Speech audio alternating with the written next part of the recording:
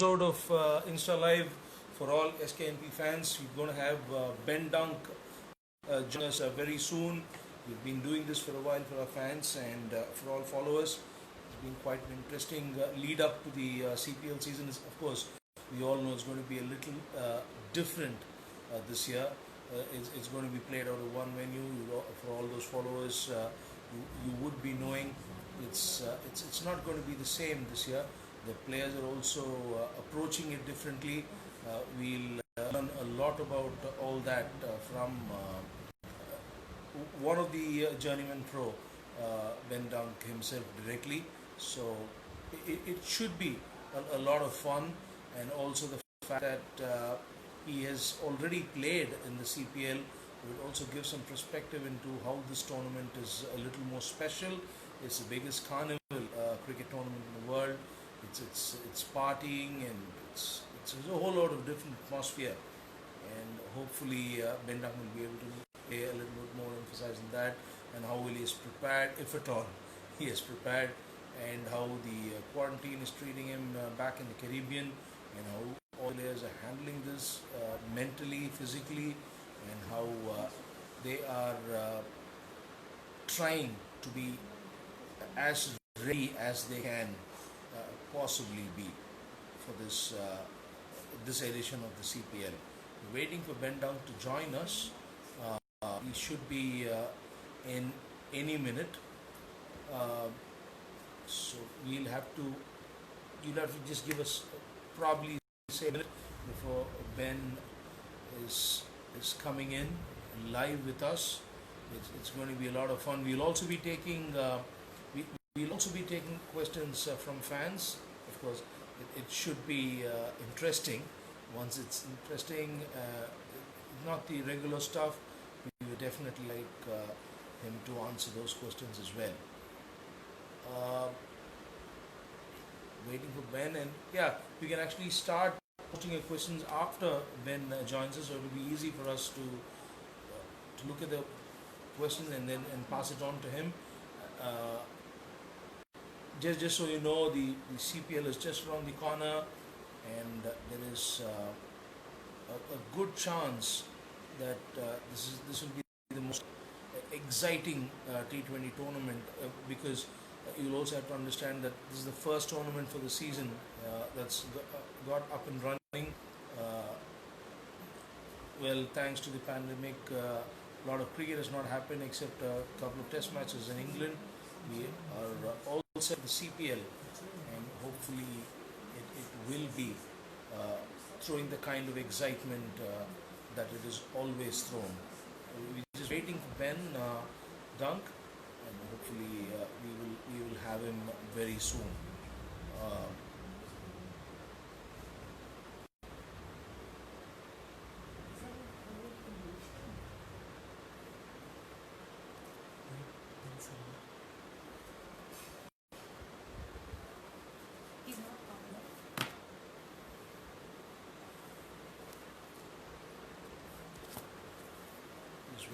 Ben to join us. It should not be taking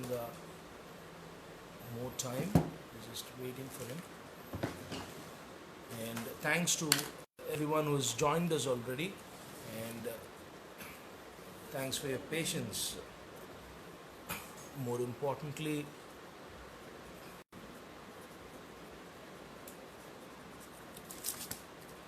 and we will get this going.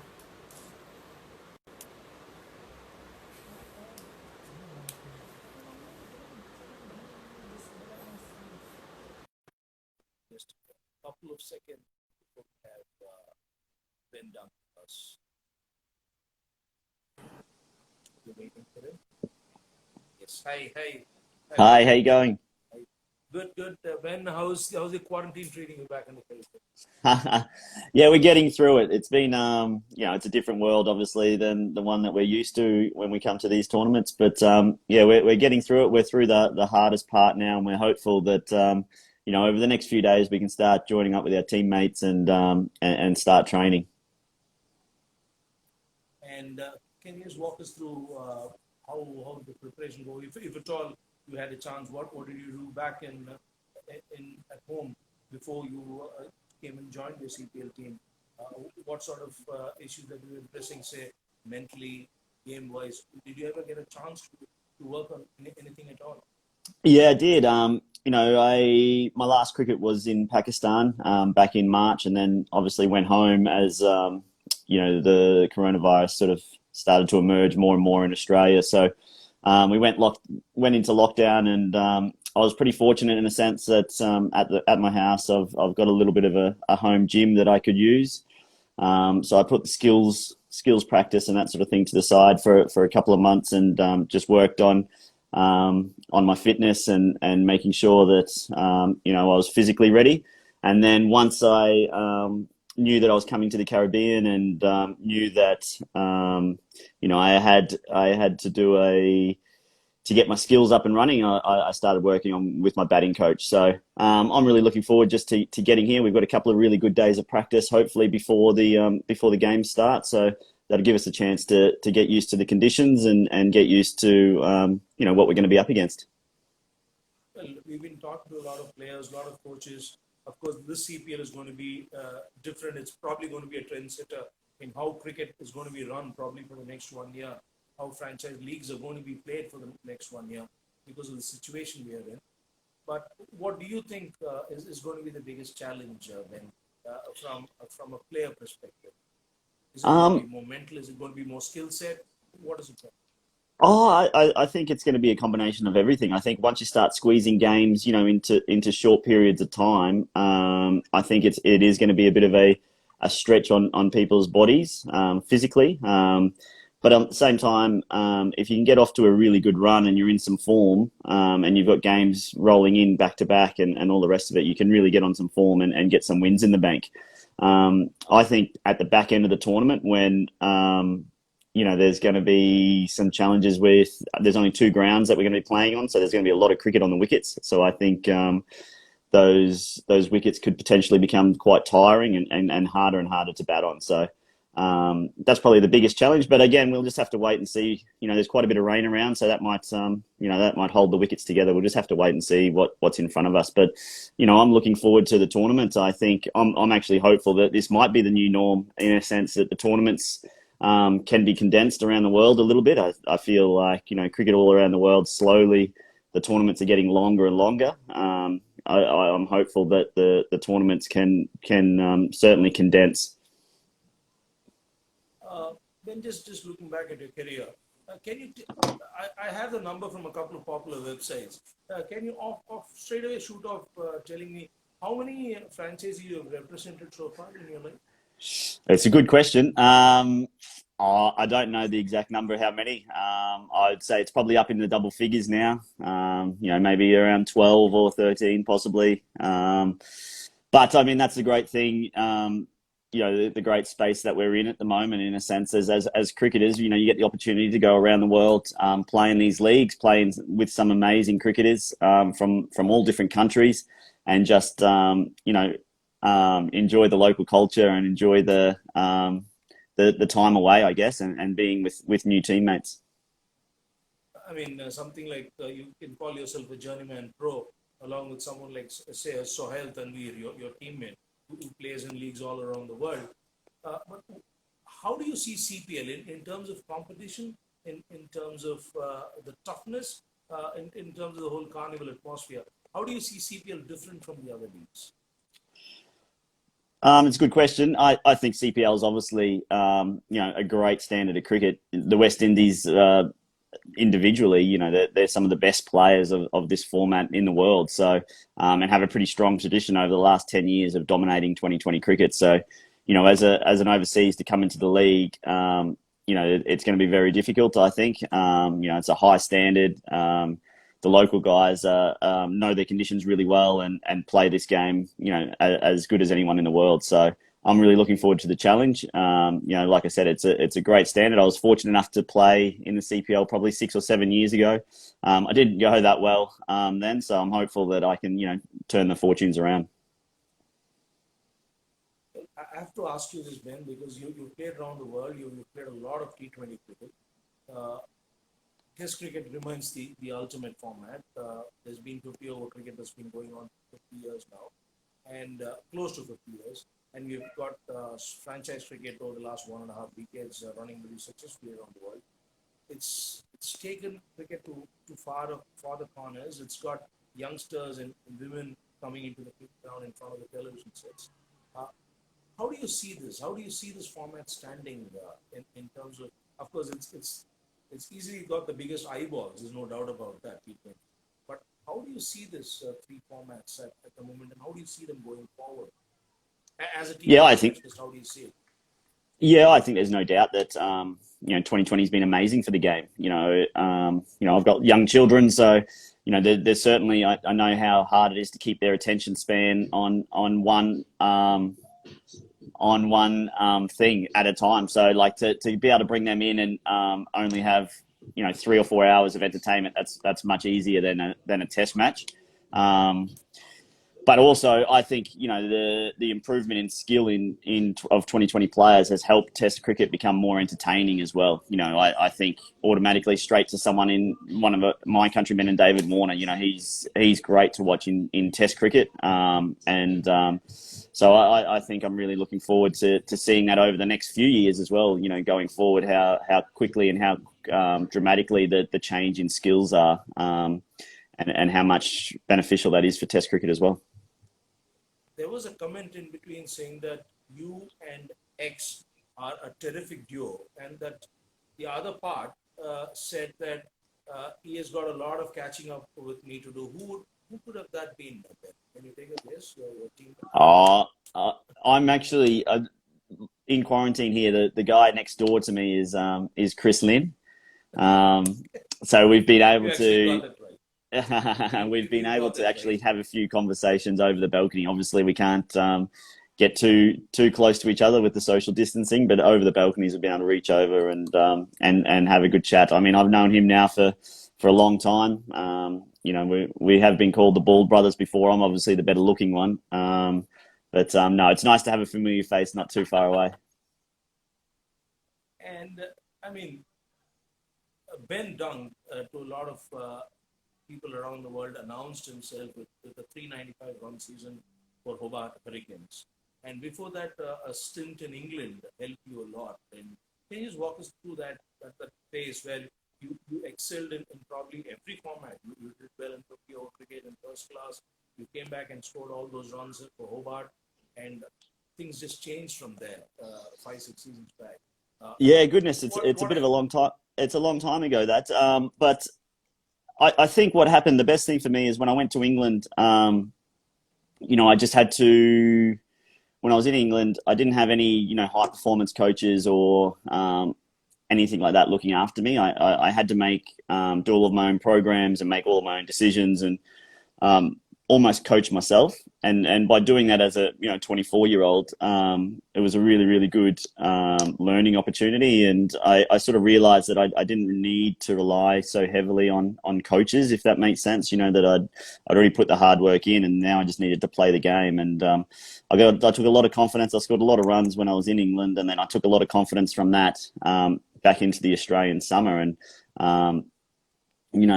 sometimes in 2020 cricket, especially, you can get on these, hot runs, I guess, and that's probably characterized my career. It's been a little bit inconsistent, but when I've been good, I've been very good. So that's sort of where I'm at, I guess. And it was a really good learning experience away from cricket to go over there, spend some time away from home, the comforts of home, in a foreign country, and learn a little bit about yourself and grow up. And technically, was there something that you did to your game 6 years back for all those? No, not really. My technique's changed a little bit over the years as well, trying to search for the answers and trying to become, I guess, a really, really good international player. I think as a kid growing up, that's all I ever really wanted to do was to play for Australia. And, I've spent probably most of my career trying to find, that little 1% or whatever it might be to unlock it. But I think, I was just in a really good space mentally, went back, watched the ball really hard, did the simple things really well. And, it's a funny game, cricket. When you do the simple things really well, that tends to lead to some pretty good results. Ben, what is your strike rate in T20? Oh, goodness. I'm not too much for stats, to be honest, but I'd say it would be around sort of, the 125 or around that sort of rate. I've been fortunate enough over my career now to bat in all different positions. I've batted pretty much everywhere, I think, in 2020 from number one all the way down to number seven, and I've bowled, obviously fielded. So I've done sort of, every part of the game there is. But look, for me, statistics aren't really why I play the game. I play the game to win and enjoy my teammates' companies and enjoy other people's success. So anything that comes along with that in terms of my own personal success is a bonus. But yeah, I think there's nothing I like more about than watching my teammates and my team do well. Why I asked you that question was you're actually being very modest. Your strike rate is almost 134 in T20 cricket, not 125. Why I asked you was, see, a lot of people have started thinking that T20 cricket is just go there and clear your left leg and bang the ball as hard as you can. There is a lot of science to T20 batting per se. How do you approach that? You just can't go and keep slogging every ball, right? And how do you see that? How do you Yeah. see T20 batting? Well, I think it depends on where you're batting. Over the last probably even 6 months, when I was in South Africa, I was batting at the top of the order and opening the batting. And obviously it's different batting at the top of the order because the fielding restrictions are in play. So you can hit a lot more fours rather than sixes because the field's up. Whereas when I was in Pakistan, I was batting sort of, more than likely outside the power play. So, I really had to make sure that if I was going to try and take on a fielder, I had to make sure I hit it well to clear it. And, I was really, really fortunate as well. When I played in Pakistan, our team, we made it to the semi-finals for the first time in a long time. And hopefully, we can go back and finish that tournament. But I think it just depends on where you're batting, whether you're batting at the top, whether you're batting in the middle. And then you just have to play the game. Whatever's in front of you, you just have to, you might need 30 off 10 or whatever the scenario might be. You just have to play what's in front of you and back your skill set. And hopefully, you come out on top at the end. And going back to your Aussie roots, a lot of cricketers seem to have a farming background. You had a banana farm, Ben, when you grew up in a banana farm? Yeah, How is that's that right. life? Yeah, it was great, to be honest. I grew up in a small country town, with a banana farm, and had a lot of had a lot of space to roam around as a kid. I was pretty energetic and liked being outdoors. So a banana farm's a massive property, and the opportunity to go around and ride quad bikes. And the other thing it does give you good lessons in life as well around hard work. I think the farming roots for me have always my parents instilled in me some really good values around working really hard, respecting your colleagues and people that work with you. And so I think those values that my parents taught me from a pretty young age, have set me on a pretty good path for professional sport. And there's Hayden, there was McGrath, all of them came from sort of a bush farming kind of a background, and they've all said it helped their cricket in a big way. It made them tough physically, it made them fit. Mentally it helped them a lot. So probably there is a reason why you guys are successful coming from a farming background in Australia. That's why I asked that. Yeah, I think it certainly does help your mental toughness. Working on farms and is pretty difficult. That I can still remember as a kid. You'd grow a crop and before harvest, if a cyclone were to come through, it could wipe out the whole crop, and you're starting again. So dealing with those sort of setbacks, which are significant setbacks. And having the ability to watch my father wake up the next morning and go straight to work and start cleaning up and do it all again rather than, throw the toys out of the cot. So, those sort of events where my parents showed real resilience, I think, like I said, instilled some pretty good values in me that have set me up to navigate professional sport. Ben Dunk, the 18-year-old, was a wicket-keeping understudy. what happened? And then he became a batsman who could just bash the ball to all corners of the field. Where did the transformation? What happened to wicket keeping then? Where did it go? Well, Where I did it still do wicket keep. As an 18-year-old, I was in Queensland and I was stuck behind Chris Hartley, who happens to be one of their best of all time. He was a superstar wicket keeper, played over 100 games, and unfortunately, I couldn't get the opportunity in behind him. There's only one wicket keeper per team, obviously, and the only way that I could play was as a batsman. So I just started working really, really hard on my batting. I'd always been an okay sort of ball striker. I'd always been able to strike the ball okay, and once I started to actually put the time and effort in, I started to see some results there. So I still enjoy wicket keeping. I'm probably still categorized as a part-time wicketkeeper, but I certainly work hard on it. So I'd be ready to put the gloves on whenever they're needed. That's good news for the coach, for sure. He definitely would like to have one reserve who's ready to put his hand up when it comes to donning a big glove. Anything that you would go back and say an 18-year-old Ben Kunk to do things differently, a little differently probably, or Yeah, you're really happy with the way things have shaped up? look, I think anybody in any career could always look back and do things differently. But I think probably the biggest one for me is I think when I was a little bit younger, I tried to please everybody all the time, and all the coaching, all the different coaches that you come across, you're trying to make them happy, and sometimes it's best just to back your own ability and learn and do it by yourself. Because coaches come and go, whereas you have to be yourself for the rest of your life essentially. So yeah, I think as a younger player, I was very reliant on what the coach told me. If I got out, he would always tell me why I got out or what I should do differently. Whereas I think as I've got older, I've learned how to do that myself, and I wish I would have done that from a younger age and taken the responsibility rather than relying on a coach to tell me all the time what to do and where to be and how to do it. And please had some 15, 16 of your fans say only the word bubblegum.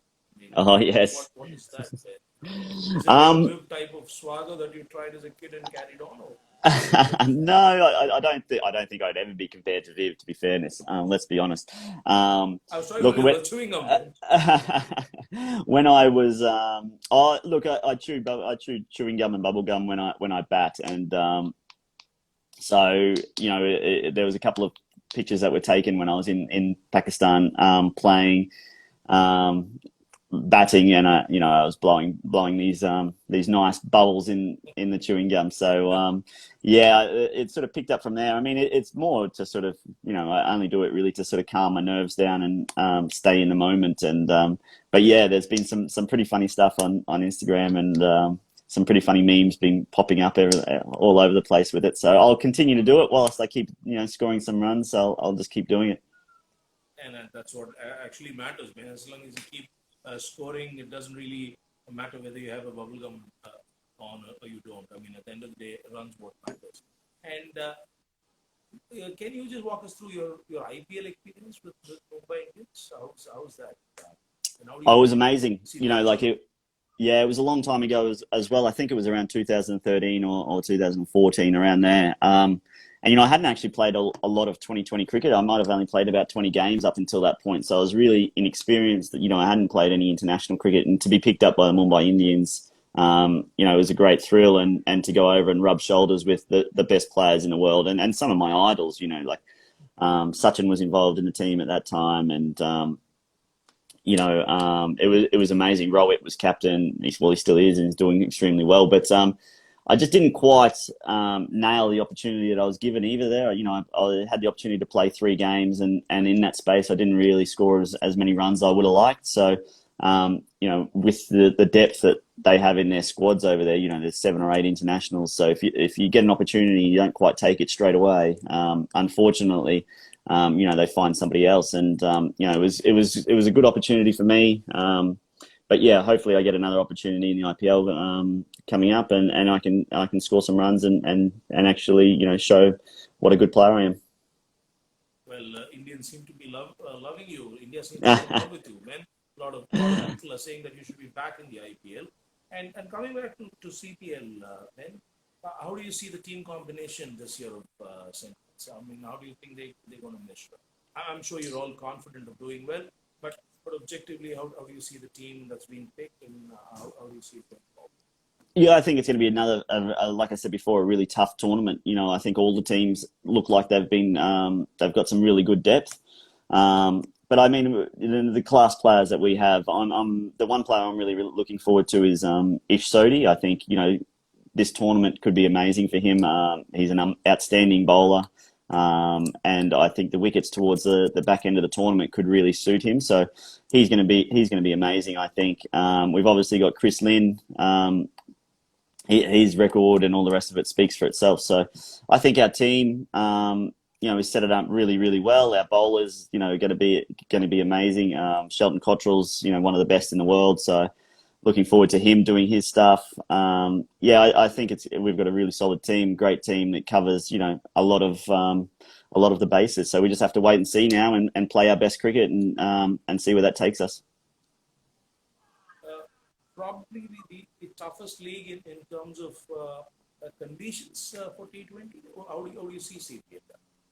You play Yeah, it is. Where would you put in terms of toughness and condition? Ball sometimes stops, and next day you get a bouncier track, and how Yeah, do that's you right. see that? I think that is. I think it is one of the toughest leagues in the world. Not only with the conditions, but just because of how skilled and how good the local players are. Like I said earlier, the West Indian 2020 players are the best in the world, in my opinion. As a country. So, when you're taking them on in their own backyard, it's certainly pretty difficult. So, I'm looking forward to the challenge, and I think this tournament will be tough. And with games coming thick and fast like there will be, there's a real good opportunity there to get on a bit of a roll. Like I said before, when I was in Pakistan, I was fortunate, and in South Africa as well, to get on a bit of a roll and play really well from game to game. And I'm hoping to do that here as well. How do you unwind, Ben? I mean, for someone who constantly travels from continent to continent, being a professional athlete, how do you unwind after a tough day? I mean, is it music, or what do you do? Yeah, I'm a big fan of. I love golf. So that's pretty much my outlet. I'm doing some study as well. I'm doing a course in business management, but my number one unwind is golf. So I'm hoping that once we get out of these quarantine and the tournament starts, that I can get out and explore the golf courses of Trinidad. I was pretty fortunate even in Pakistan with the high security protocols around our team, that they found some time for me to get out and play some golf, which was amazing. I was very thankful for. So I'm really hopeful that as the restrictions around the international players relax and we can get around the hotel a little bit more, and I might be able to sneak out and play some golf. Banana farming, business management, cricket, what does Ben doesn't do? I mean, is there anything that you don't do, Ben? You have a huge spectrum of stuff that you need more than a lifetime to go, from banana farming to management to cricket to golf. How do you manage? How do you manage time? Well, there's 24 hours in a day, so I try and fill it up. Like I said earlier, even from a young age as a kid, I wasn't very good at sitting still. So even now, when I'm cooped up in this hotel room, I'm trying to still tick up a few boxes every day by we'll do a workout, in-room workouts, and then try and do some study and some reading, and that's about all that we can do whilst we're in our rooms. And like I said, hopefully we're out of the quarantine soon, and we can start playing some cricket. And who are the three players you think from St. Kitts who are going to make a massive difference in this CPL? You know your team well, you know your team members well. Of course, it's not going to be easy. All the 6 teams are well equipped to make the final four. So I'm not going to make you play the prediction role here. But in your opinion, who are the 3 people who've got the skill sets to take? Of course, it's a team game, but who will play a leading role? Yeah, well, I think definitely. I think Ish Sodhi's got a huge job to do. I think that he will, in some respect, determine how well we go. I think spin plays a big part all around in these tournaments and around the world, and I think this one's going to be no different. So I think I look at him and I think he's our man to win us some games. Obviously, Chris Lynn is going to be massive at the top of the order. And everyone knows how good he is, so we don't have to go into that. And probably Riyad Emirate, the captain's got a big job to do as well. He's going to have to rally the troops and make some tough calls on selection and try and figure out how to go about it. So yeah, they're probably the three major keys, and hopefully I can contribute along the way as well. This is a question that I've always wanted to ask people who go around and travel and play for many franchisees. How is it, how difficult is it for a bunch to get together as a team quickly? Because you're all superstars coming from various parts of the world and making a franchise. And so, every year the team changes. I do understand that 3 or 4 players will remain the same, but 6, 7 keep changing. How does one address that as a coach, as a senior player? How do you go through that? Yeah, I think there's an element of you do a bit of that work before the tournament actually starts. By in the space between the draft and the tournament, there's normally 6, 12, 6 or 8 weeks. So there's a bit of a space there that you can, see who else is in your team, and then you can start connecting and do a little bit of work there. And then, you have to just let things unwind organically as well. You can't force, friendships and all the rest of it. So, once the games start, normally people, sports are really good way for people to come together. It brings people together. So, once you're actually playing the game and you're batting with someone, you might not know them particularly well, but, you both have a common goal in trying to win the game. So it's really easy then for people to come together. And this year, that's going to be a little more difficult, right? With the whole protocol and players not being able to see the other team players for a while. Is that going to be the biggest challenge then going forward in this year tournament? Getting together as a team and moving forward? Yeah, it's certainly it's a very season specific question. Yeah, no, it's certainly a big challenge for us this year. We've got we've got players in quarantine, we've got players who are outside training, we've got players, all over the place really. So the few days that we have, I think there's 3 or 4 training days before the games actually start, and I think they're massive. Obviously, not necessarily for skills, but for all the players to get to know each other and to see what those combinations and how our team's actually going to line up and get together as a group is going to be important. So, like I said, I'm really looking forward to getting out of this quarantine and meeting some of my teammates and getting stuck into the cricket stuff. And who do you think is the biggest threat to SKNK? Have you had a chance to study the other teams?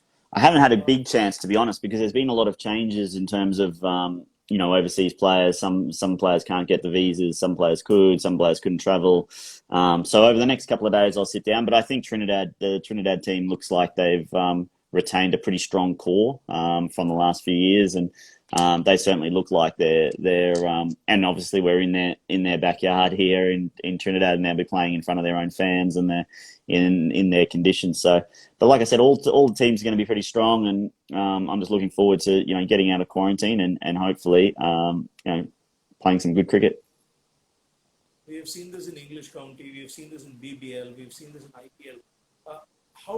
How big is the whole fan zone? I mean, their support, their shouting from the stands in CPL, especially when it's almost like a party. How big a difference does it make to a team's chances, the crowd support? Yeah, I think it's. I mean, I think it's amazing if you're playing in front of your home fans, and you can almost feel the game start to turn in your favour. The fans come with you. We had amazing fans in Lahore in the PSL. The stadium was packed. And you could feel as we was just starting to win some games and get some momentum over there, the fans really got behind us and supported us really well. So it's going to be interesting going forward. I think I don't know when the next time we'll play in front of an absolutely packed stadium anywhere in the world at the moment. So I think as players we're going to have to get used to playing in front of no one, and that's just the way it's going to go. So definitely someone like you, you're going to miss the fans, right? I mean, Oh, of there course. will be I support. think, There'll be a lot of. yeah, I think anytime, any sort of crowd supports is great. And, we, like I said, we had amazing fans in Lahore, and, the CPL's always got great fans, all around the Caribbean. So, it's a little bit of a shame that the whole tournament's in one spot, and, there's lots of fans that'll be missing out, but hopefully over the next, few years, they will certainly get their opportunity to see the games as well. And I mean, you answered all the questions. You've hit the bullseye. Uh, your words for the fans of St. Kitts. They would be loving to hear from you. What is your message to the fans? Though you will not be able to see much of them, and they will not be able to see you in the venue. Your message to the diehard fans of West. Oh, look, I think the main message from us is, enjoy our ride. We're going to be trying our best. It's obviously a bit of a different tournament, but we'll certainly be trying our best to bring the trophy home for St. Kitts. And I'm really looking forward to entertaining the fans and hopefully, getting the job done. And hopefully, Ben, we'll be joining you probably a day or two after you win the title. And it's been wonderful talking to you, Ben. It was a real pleasure. And as always, reaching out to your fans through this medium, it was fantastic. Thanks for your time, and hopefully we'll meet soon with more success for SKMP. Perfect. A lot to discuss about how you won the games. Thanks, Brilliant. Ben, for the wonderful Thanks. time. Cheers. Bye.